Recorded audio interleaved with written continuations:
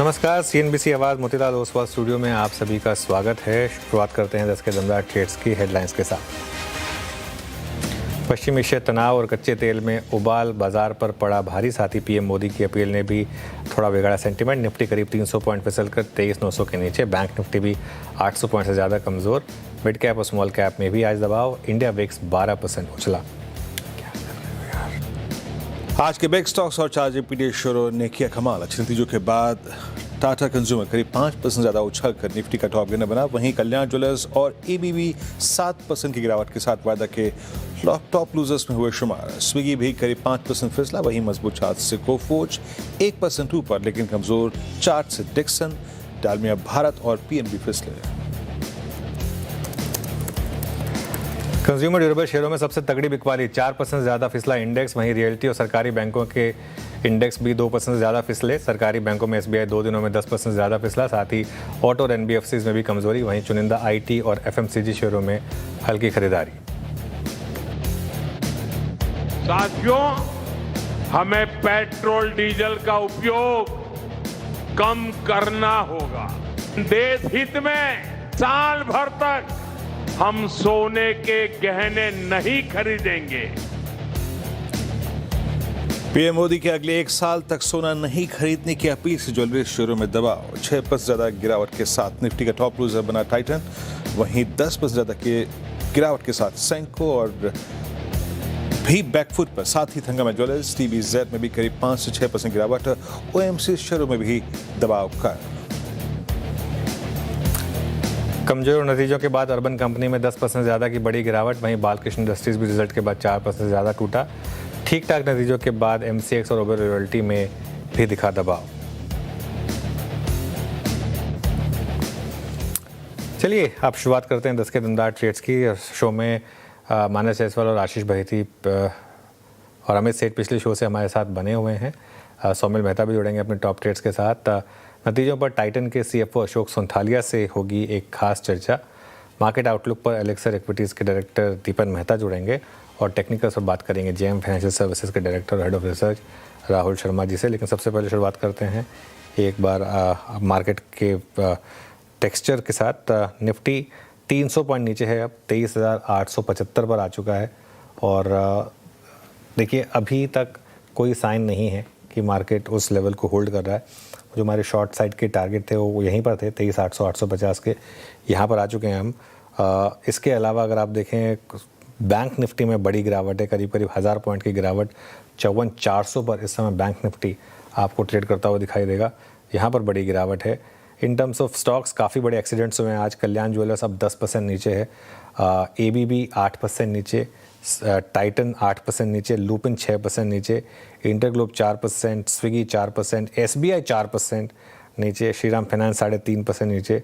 काफ़ी स्टॉक्स है जहां काफ़ी प्रेशर है। लेकिन दूसरी तरफ अगर आपने अच्छे नंबर्स लाए हैं तो मार्केट रिवॉर्ड भी कर रहा है। टाटा कंज्यूमर 6% ऊपर है, hyundai 5% ऊपर है, बैंक ऑफ इंडिया और कोफोर्ज में अच्छे मूव्स हैं। इसके अलावा वोडाफोन आइडिया धीरे धीरे एक री रेटिंग की तरफ बढ़ रहा है वापस। 11 रुपये 64 पैसे पर। ये काफ़ी समय बाद हमने इस लेवल का रेट दिखा है वोडाफोन आइडिया पर। वीरो जी हाँ, ये थे बाजार की अब तक की। अगर आप देखें चाल, उसकी पैमाइश थोड़ी सी हमने की।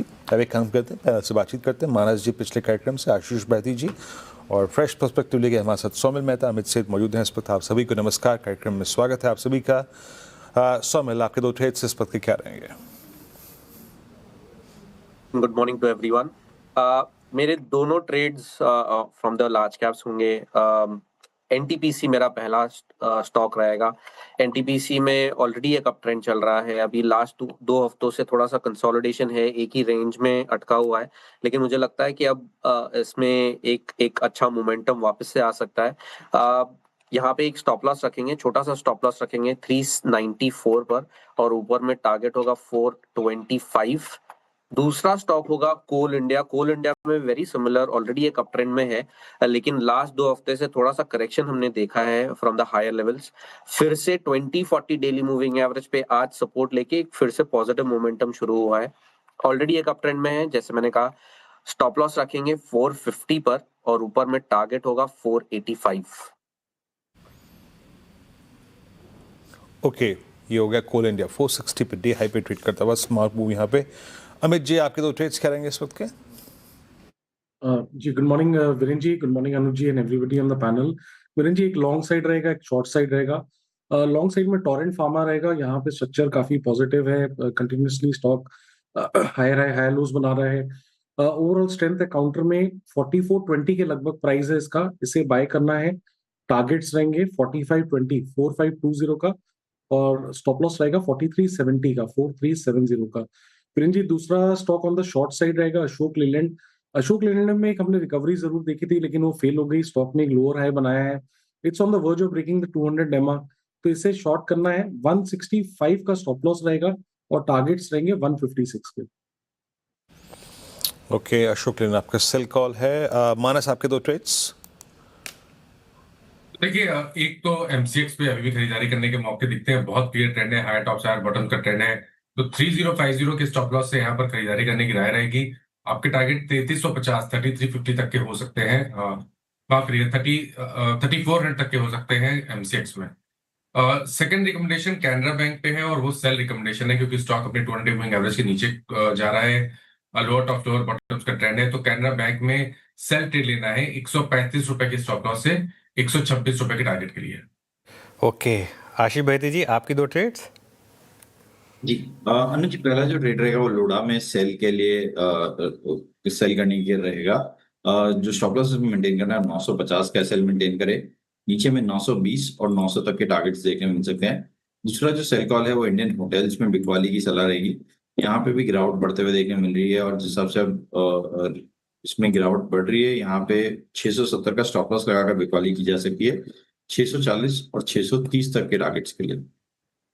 ओके, चलिए, तो ये इस समय आपके लिए ट्रेड्स। अब बात करते हैं नंबर्स की। टाइटन की चौथी तिमाही के नंबर्स की बात करेंगे। कंपनी के मुनाफे में 30% और रेवेन्यू में 78% की बढ़ोतरी हुई है।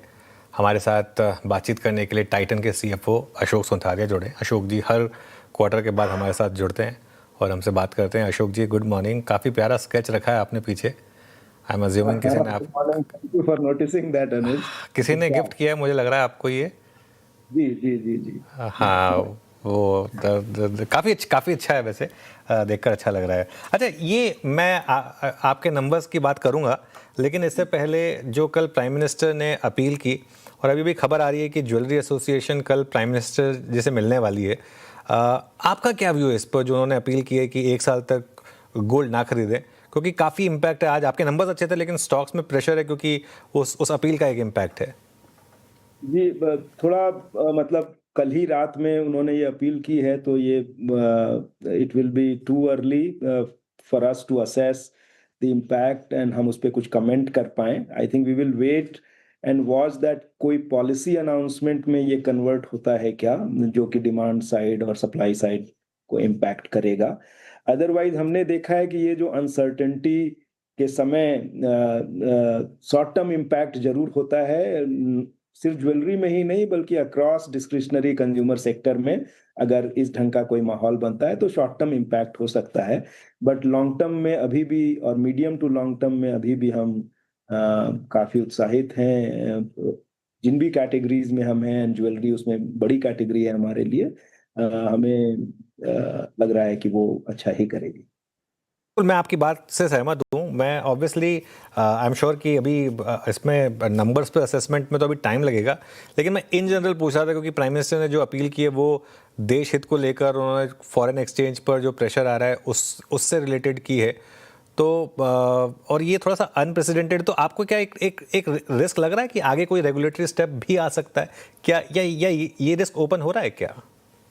ये इसीलिए हम अनुज वेट एंड वॉच मोड में हैं। हम भी ऑफ कोर्स काफी, अगर देश हित में जो कुछ भी करना है वो हम करेंगे, आगे बढ़ के करेंगे, एंड रिस्पॉन्सिबल कॉर्पोरेट रहे हैं हम। एक्सचेंज प्रोग्राम हमारा एक्चुअली लॉन्ग टर्म प्रोग्राम है, जो कि हम हमेशा से करते आए हैं और वो इस समय हेल्पफुल रहता है, तो उसको भी हम चलाते रहेंगे। लेकिन वो long term national and jewellery industry के लिए एक अच्छा टूल है, एक अच्छा प्रोग्राम है। आई थिंक सभी को उसको आगे बढ़ाना चाहिए। बिल्कुल बिल्कुल। चलिए, इससे ज़्यादा इस पर आई थिंक अभी बात करना थोड़ा सा सही नहीं होगा, क्योंकि जैसा आपने बोला कल देर रात को ये डेवलपमेंट्स हुई हैं। लेकिन अब आते हैं हम आपके बिजनेस पर और आपके नंबर्स पर। आपके नंबर्स काफ़ी अच्छे लगे मार्केट को, और ख़ास तौर से ज्वेलरी बिजनेस में 50% की ग्रोथ रही, और जो आपका मार्जिन था उसमें भी अगर आप देखें तो तनिष्क, मिया एंड ज़ाया इनके 11.3% के थे, जो बढ़े हैं 9.6% से थोड़ा सा बढ़कर आए हैं। इस पर एक व्यू लेना चाहूँगा आपका कि jewellery business x of this, इसकी वजह से जो इम्पैक्ट आएगा उसको तो हम खैर अभी प्राइस नहीं कर सकते, एक्स ऑफ दिस आप किस तरीके की ग्रोथ एक्सपेक्ट करते हैं, किस मार्जिन पर एक्सपेक्ट करते हैं? तो ये देखिए, जो आपका पिछले साल का मार्जिन थोड़ा डिप्रेस था कस्टम ड्यूटी इम्पैक्ट के चलते, अदरवाइज मोर और लेस वो सिमिलर लेवल पे था, 11.1 11.2%। सो margin in a way stable रही है इस क्वार्टर में, बढ़ी नहीं है।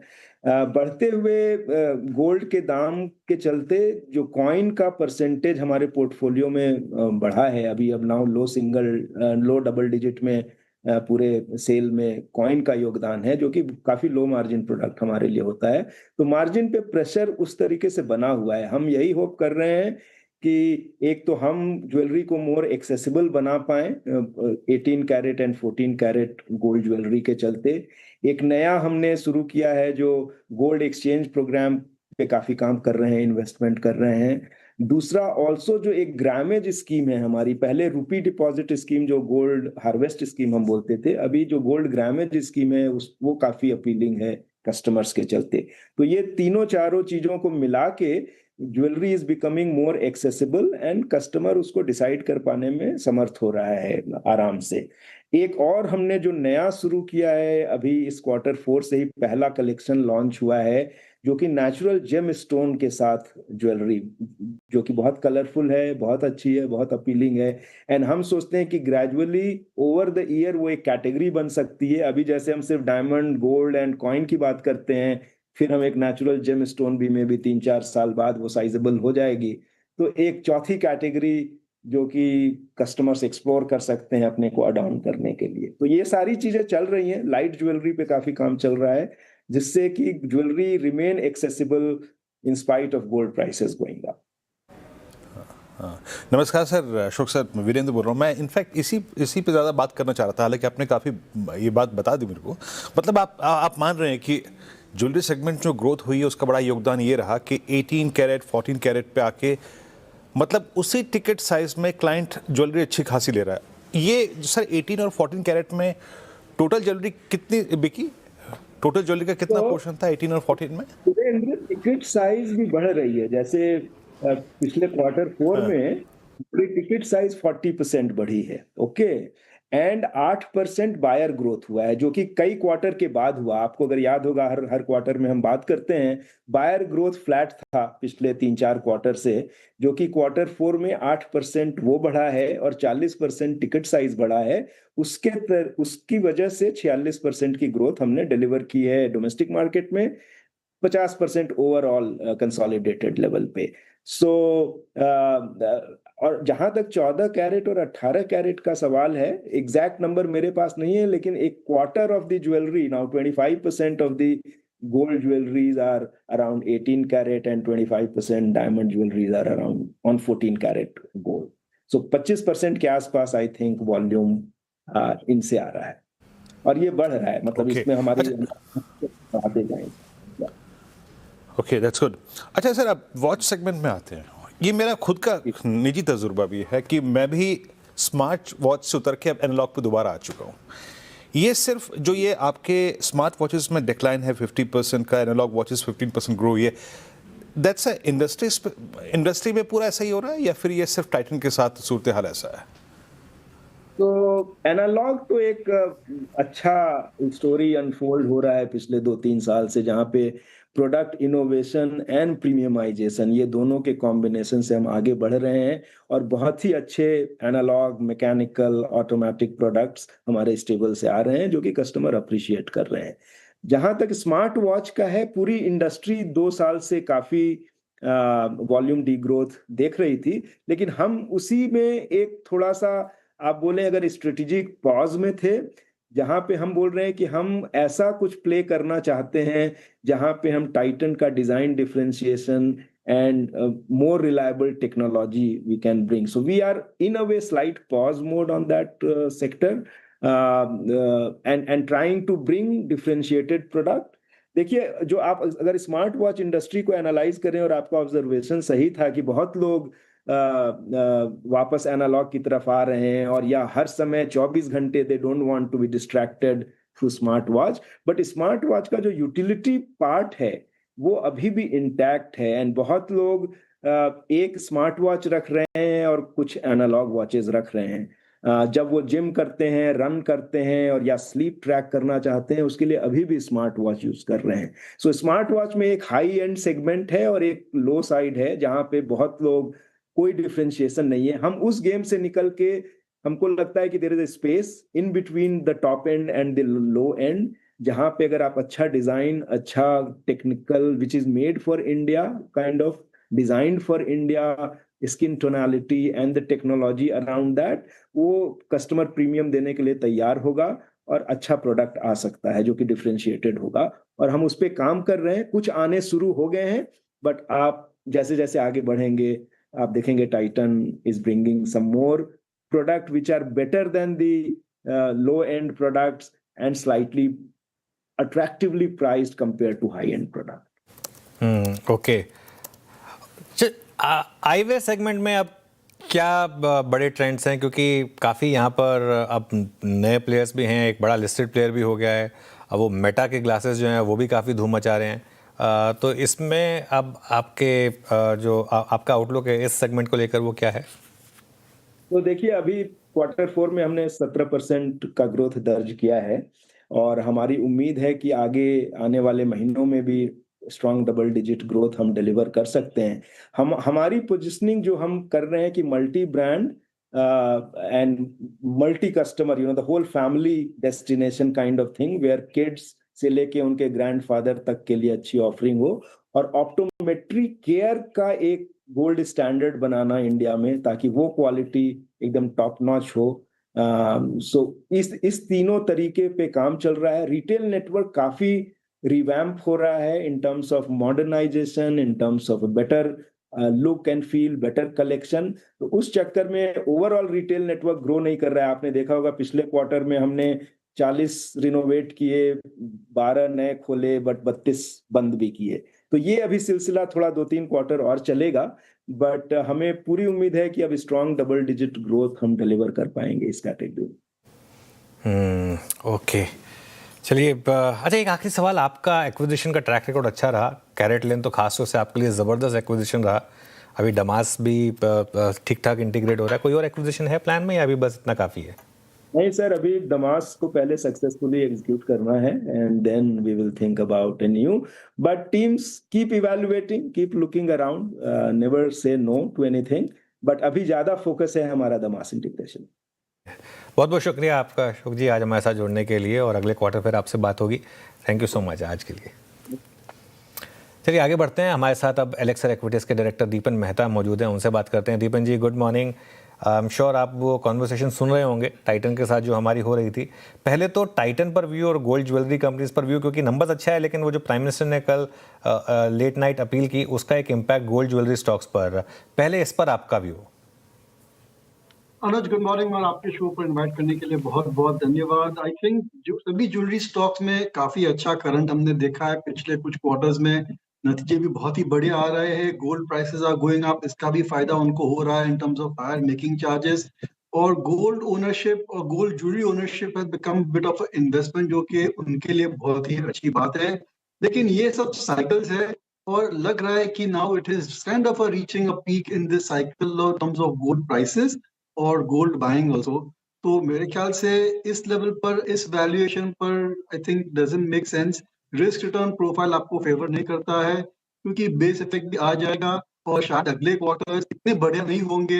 I don't think you can get 40-50% growth every quarter after quarter, इतने बढ़िया नहीं होंगे, इसलिए थोड़ा सेंटिमेंट भी थोड़ा नेगेटिव हो सकता है। इसलिए although as a measure of disclosure हमारा इन्वेस्टमेंट है टाइटन में और बाकी कुछ स्टॉक्स में, लेकिन on the whole we feel कि थोड़ा आपको ज्वेलरी इंडस्ट्री में थोड़ा आपको हल्का हो जाना चाहिए। एक एक्सेप्शन है, यूजुअल डिस्क्लोजर हम और हमारे क्लाइंट्स इन्वेस्टेड है, वो कंपनी का नाम है स्काई गोल्ड, जो कि रिटेल ज्वेलरी नहीं करती है, but they manufacture jewellery for all the large retail chains.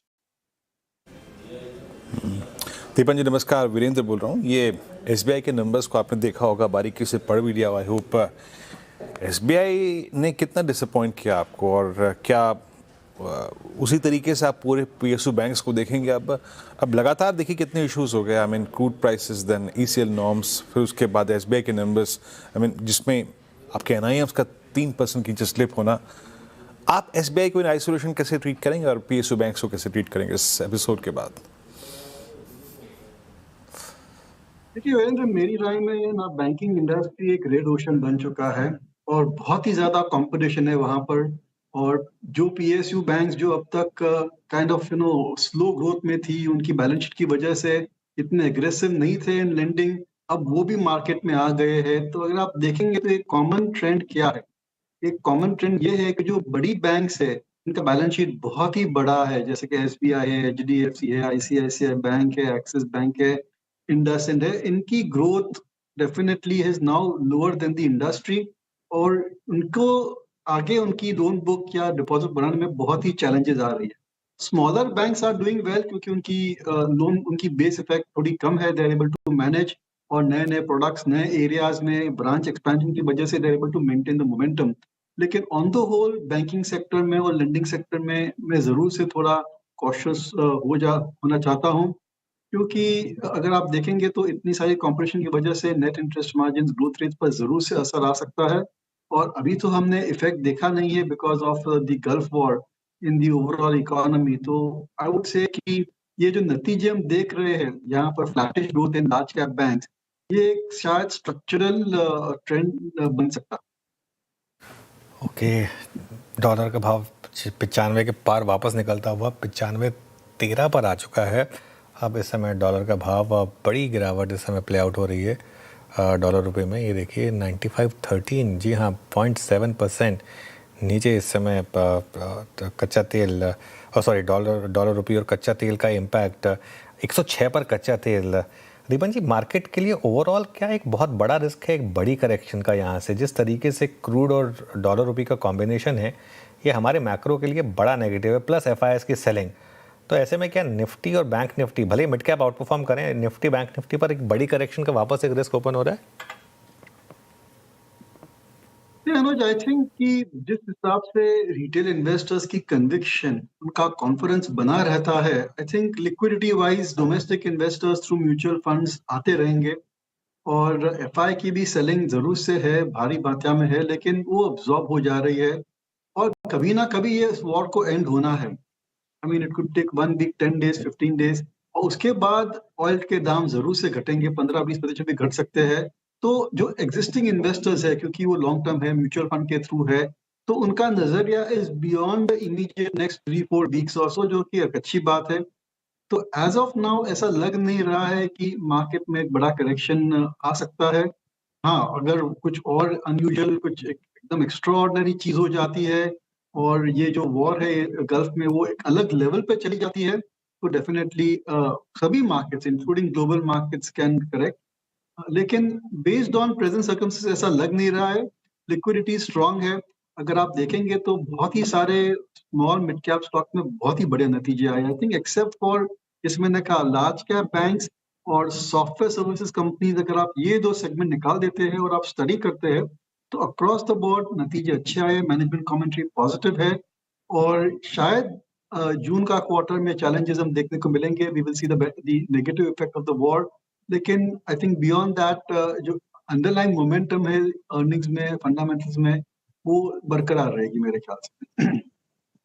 Okay Deepak ji, इस बार price wise, market reaction wise और नंबर्स वाइज एफएमसीजी फिर भी अच्छा रहा। लुक एट नेस्ले, देन आपका डाबर को देखिए, आप मैरिको को देखिए, आप and most specially today Tata consumer. कुछ शॉपिंग आपने या फिर कुछ एडिशंस एफएमसीजी में किए हैं क्या? नहीं वीरेंद्र, हमारे क्लाइंट के पास शायद एक भी एफएमसीजी स्टॉक नहीं रहेगा। और ये जो हम उछाल देख रहे हैं तो एक बहुत ही बढ़िया अपॉर्चुनिटी है for investors to reduce the holding in FMCG. देखिए एफएमसीजी ने इतनी सारी वेल्थ क्रिएशन की है कि many investors are married to their FMCG stock. अगर आप पोर्टफोलियो देखेंगे तो उनके पास एचयूएल, नेस्ले, गोदरेज, मैरिको, डाबर वगैरह पड़े हुए हैं क्योंकि अच्छे रिटर्न दिए हैं पास में पिछले डेकेड में। लेकिन अब इनकी स्टोरी मेरे ख्याल से बहुत ही स्ट्रक्चरली स्टैग्नेंट और फ्लैट आउट हो गई है और इस सेक्टर को जरूर से आपको अवॉइड करना है। देखिए ऐसे अच्छे क्वार्टर्स आ सकते हैं, जीएसटी कट है, बेस इफेक्ट है, लोअर रॉ मटेरियल कॉस्ट है, एडवर्टाइजिंग कभी कभी कम कर देते हैं जिसकी वजह से यू मे सी ऑप्टिकली 1 और 2 क्वार्टर्स गुड नंबर्स। लेकिन उनकी जो लॉन्ग टर्म ग्रोथ ट्रेजेक्टरी है, उनकी जो लॉन्ग टर्म वॉल्यूम की जो पोटेंशियल है, that has now become low single digit. और ये जो क्विक कॉमर्स और मॉडर्न ट्रेड की आने की वजह से उनकी जो लेवरेज है, उनका जो कंपेरेटिव स्ट्रेंथ है, वो भी धीरे धीरे कम होते जा रहा है। इसलिए मेरे ख्याल से पूरे जो एफएमसीजी इंडेक्स है, पूरा जो एफएमसीजी इंडस्ट्री है, उससे इन्वेस्टर्स को दूर रहना चाहिए। हाँ, कुछ कुछ एक्सेप्शन हो सकते हैं which are operating in categories जहां पर अभी भी बहुत ही बढ़िया ग्रोथ है। जैसे कि आइसक्रीम देख लेंगे तो वाडीलाल है, क्वालिटी है, उस पर भी हमारा पॉजिटिव है, यूजुअल डिस्क्लोजर। फिर होनासा है जो कि एक अलग टाइप की एफएमसीजी कंपनी है। उनके जो प्रोडक्ट्स है वो काफी आई वुड से उनमें ग्रोथ प्रोस्पेक्ट्स अच्छे हैं because of changing consumption pattern. And then there is something like Nykaa जो कि बिल्कुल। फैशन में भी है और बीटीसी भी है, तो थोड़ा सा आपको सिलेक्ट करना पड़ेगा। सेलेक्टिव होना होगा। चलिए दीपन जी, बहुत बहुत शुक्रिया आज हमारे साथ जुड़ने के लिए और हमसे बात करने के लिए। आगे बढ़ते हैं। मार्केट एट डेज लो और हमारे साथ जेएम फाइनेंशियल सर्विसेज के director head of research Rahul Sharma मौजूद हैं। Rahul ji, good morning. क्या निफ्टी और बैंक निफ्टी वापस मार्च लो की तरफ जा रहे हैं या ये एक बाइंग अपॉर्चुनिटी है? जी देखिए अनुज, जो हिसाब से हमने पिछले 4 वीक का कंसोलिडेशन देखा है, आज के सेशन में वो ब्रेकडाउन होता हुआ दिख रहा है। 23,800 के नीचे जो एक एब्सोल्यूट लो था ये पूरे कंसोलिडेशन का, वो ब्रेकडाउन कंफर्म होगा। और ओवरऑल हमें लग रहा है कि जो हिसाब से लाइक पीएम साहब के कमेंट्स रहे और जो हिसाब से हम ऑलरेडी अंडर परफॉर्म कर रहे हैं, हमने देखा पिछले वीक में यूएस मार्केट टेक इंडेक्स 5% ऊपर, निकाई 7% ऊपर। तो ग्लोबल इक्विटी माहौल बहुत ज्यादा जबरदस्त है और इसके बैकड्रॉप में हमारा मार्केट जो है काफी अंडर परफॉर्म कर रहा है। एफआईएस के जो पोजीशनिंग है अभी भी काफी शॉर्ट है, चाहे कैश हो या फिर डेरिवेटिव्स का सेगमेंट हो। तो मेरा ये मानना है 23,800 के नीचे अगर निफ्टी ब्रेक करता है तो 23,150 का जो गैप हमने बनाया है सीज फायर के दिन के अनाउंसमेंट वाला, वो गैप फिल करता हुआ दिख सकता है सूनर देन लेटर। तो 23,800 के नीचे हमारा ध्यान यहाँ पर बेरिश है। इस बेरिश फेज में एक सेक्टर ऐसा है जो है काफी मजबूत खड़ा हुआ है। पिछले सोमवार को आपके चैनल पर हमने डिस्कस किया था, फार्मा सेक्टर की मैं बात कर रहा हूँ, हमने लुपिन डिस्कस किया था पिछले सोमवार को। काफी बेहतरीन मूव रहा उस स्टॉक में और अब भी ये सेक्टर कहीं भी गिव अप करने के संकेत नहीं दे रहा है। इनफैक्ट ये सेशन में भी आप देख रहे हैं कि फार्मा नेम्स ही है जो ग्रीन में ट्रेड कर रहे हैं। इस लिस्ट में हमने एक स्टॉक को ऐड किया है, Apollo hospital. As a disclaimer हमने हमारे क्लाइंट्स को रेकमेंड किया है स्टॉक, लेकिन हमें लगता है कि इसमें अपसाइड बड़ी है। फ्राइडे के दिन वॉल्यूम बेस्ड ब्रेकआउट देखने को मिला अपोलो हॉस्पिटल में और हेल्थ केयर स्पेस में सबसे बड़ा नाम है। तो मुझे लगता है कि 8400 तक के लेवल्स अपोलो हॉस्पिटल में टारगेट आते हुए दिख सकते हैं। तो अपोलो हॉस्पिटल्स को इन लेवल्स पर बाई किया जा सकता है। 7950 का स्टॉप लॉस रहेगा। और ओवरऑल जब तक निफ्टी में किसी तरह की स्टेबिलिटी नहीं आती, फार्मा हमें लगता है कि clearly as a defensive outperform करके चलना चाहिए और इसमें मोमेंटम और वॉल्यूम दोनों काफी यहाँ पर मजबूत आते हुए दिख रहे हैं। तो फार्मा में पॉजिटिव, निफ्टी में बायस जो है वो बेरिश है और ओवरऑल 23,800 के नीचे पुट्स खरीदारी करने की राय रहेगी निफ्टी में। राहुल जी नमस्कार। जिस प्रकार से एसबीआई अब बड़े एवरेज के नीचे 200 DMA के नीचे सेटल हो रहा है, हालांकि इसको एक सेक्टोरियल पैटर्न मानना कंसीडरिंग द फैक्ट कि आज बाकी पीएसयू बैंक अच्छा कर रहे हैं अभी भी पॉसिबल नहीं है। आप पीएसयू बैंक को कैसे डील कर रहे हैं इस वक्त राहुल जी? इनफैक्ट पिछले वीक में पीएसयू बैंक इंडेक्स ने ही वीकनेस दिखाई थी। डेरिवेटिव्स डेटा भी बेरिश था। हमने देखा कि एसबीआई में शॉर्ट बिल्डअप खास करके सबसे बड़ा हुआ था फ्राइडे के सेशन में। एक इमीडिएट सपोर्ट जरूर है एसबीआई का, जो इसने 30 मार्च को बनाया था तकरीबन 970 के आसपास। तो उस वहां पर एक हमें लगता है कि थोड़ा सा जो शॉर्ट कवरिंग है या फिर जो शॉर्ट्स में प्रॉफिट में बैठे हैं, थोड़ी प्रॉफिट बुकिंग शॉर्ट्स में आती हुई दिख सकती है। तो ओवरऑल सपोर्ट के पास है। अगर 970 ब्रीच होता है तो I think next leg of down move देखने को मिलेगा, लेकिन ओवरऑल मुझे लगता है कि ये जो 2 दिन का डाउन ट्रेंड है मोस्टली प्ले आउट हो चुका है और एक छोटा बाउंस बैक यहाँ पर आता हुआ दिख सकता है पीएसयू बैंक्स में। लेकिन ओवरऑल टेक्सचर जो है अभी भी सेल ऑन राइज का है, यानी कि पीएसयू बैंक्स में ऐसा नहीं है कि वी शेप रिकवरी एक्सपेक्टेड है, काफी शार्प करेक्शन रहा है, तो छोटा बाउंस बैक अगर आता है तो वहां पर शॉर्टिंग के मौके देखे तकरीबन 1110 के आसपास आई थिंक शॉर्टिंग के मौके देखे जा सकते हैं एसबीआई में। और हमें लगता है कि 970 अगर ब्रीच होता है तो तकरीबन 930 920 तक के लेवल्स आते हुए दिख सकते हैं आने वाले सेशंस में एसबीआई में। ओके, चलिए राहुल जी बहुत बहुत शुक्रिया आज हमारे साथ जुड़ने के लिए और अपना व्यू रखने के लिए। Thank you. इस शो को समेट रहे हैं और मार्केट डेज लो पर है, बहुत प्रेशर है मार्केट में इस समय। आपके सवाल होंगे, उनके जवाब लेकर ट्रेडर्स हॉटलाइन कुछ ही देर में।